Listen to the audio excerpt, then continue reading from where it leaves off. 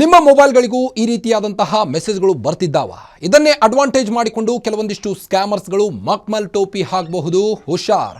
ಬನ್ನಿ, ನಿಮ್ಮ ಮೊಬೈಲ್ಗಳಿಗೆ ಬರುವ ಕೆಲವೊಂದಿಷ್ಟು ಸ್ಪ್ಯಾಮ್ ಮೆಸೇಜ್ಗಳಲ್ಲಿ ಯಾವುದು ಸೇಫ್ ಯಾವುದಲ್ಲ ಅನ್ನೋದನ್ನು ತಿಳಿಸಿಕೊಡ್ತೇನೆ. ಒಂದು ವೇಳೆ ನಿಮ್ಮ ಇನ್ಬಾಕ್ಸ್ಗೆ ಬಂದಂಥ ಮೆಸೇಜ್ಗಳಲ್ಲಿ ಜಿ ಅಂತ ಏನಾದರೂ ಇದ್ದರೆ ಇದು ಸರ್ಕಾರದಿಂದ ನೀಡಿದಂಥ ಮೆಸೇಜ್ ಆಗಿರುತ್ತದೆ. ಒಂದು ವೇಳೆ ಆ ಮೆಸೇಜ್ ಹಿಂದೆ ಎಸ್ ಅಂತ ಬರೆದಿದ್ರೆ ಸರ್ವಿಸ್ ಓರಿಯೆಂಟೆಡ್ ಮೆಸೇಜ್, ಇಲ್ಲಾಂದರೆ ಬ್ಯಾಂಕ್ನಿಂದ ಬಂದಂಥ OTP ಅಥವಾ ಇನ್ನಿತರ ಮೆಸೇಜ್ಗಳಾಗಿರಬಹುದು. ಮೆಸೇಜ್ನ ಹಿಂದೆ ಟಿ ಅನ್ನೋ ಲೆಟರ್ ಏನಾದರೂ ಇದ್ದರೆ ಇದು ಬ್ಯಾಂಕಿಂಗ್ ಟ್ರಾನ್ಸಾಕ್ಷನ್ಗೆ ಸಂಬಂಧಪಟ್ಟ ಡೆಬಿಟ್ ಅಥವಾ ಕ್ರೆಡಿಟ್ ಮೆಸೇಜ್ ಆಗಿರುತ್ತದೆ.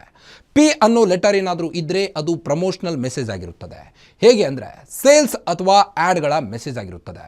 ಒಂದು ವೇಳೆ ನಿಮಗೆ ಬಂದಂಥ ಮೆಸೇಜ್ಗಳ ಹಿಂದೆ ಯಾವ ಲೆಟರ್ಗಳು ಇಲ್ಲ ಅಂದರೆ ನೀವು ಇವಾಗ ಅಲರ್ಟ್ ಆಗಬೇಕಾಗುತ್ತೆ. ಯಾಕಂದರೆ ಈ ಸ್ಕ್ಯಾಮರ್ಸಿಂದ ಬಂದ ಮೆಸೇಜ್ ಆಗಿರುತ್ತದೆ. ಅರೆ, ನೀವು ಅಂದ್ಕೊಳ್ಬೋದು ಸ್ಕ್ಯಾಮರ್ಸ್ ಇಂತಹ ಲೆಟರ್ ಹಾಕಿ ನಮ್ಮನ್ನು ಯಾಮಾರಿಸಬಹುದಲ್ಲ ಅಂತ. ಇಲ್ಲ, ಅವರಿಗೆ ಈ ರೀತಿ ಮೆಸೇಜ್ ಹಿಂದೆ ಲೆಟರ್ ಹಾಕೋಕೆ ಆಗಲ್ಲ. ಯಾಕಂದರೆ ಇಂತಹ ಲೆಟರ್ಸ್ ಹಾಕಿಕೊಳ್ಬೇಕಂದ್ರೆ DRAI ಎಂಬ ಡಿಸ್ಟ್ರಿಬ್ಯೂಟೆಡ್ ಲೇಸರ್ ಟೆಕ್ನಾಲಜಿ ಈ ಪ್ಲಾಟ್ಫಾರ್ಮ್ನಲ್ಲಿ ರಿಜಿಸ್ಟರ್ ಮಾಡಬೇಕಾಗುತ್ತೆ. ಅದನ್ನು ಸ್ಕ್ಯಾಮರ್ಸ್ಗಳಿಗೆ ಮಾಡೋಕೆ ಆಗಲ್ಲ. ಮತ್ತಷ್ಟು ಸುದ್ದಿಗಳಿಗಾಗಿ ನೋಡ್ತಾ ಇರಿ ಗ್ಯಾರಂಟಿ ನ್ಯೂಸ್. ಸುದ್ದಿ ಖಚಿತ, ನ್ಯಾಯ ನಿಶ್ಚಿತ.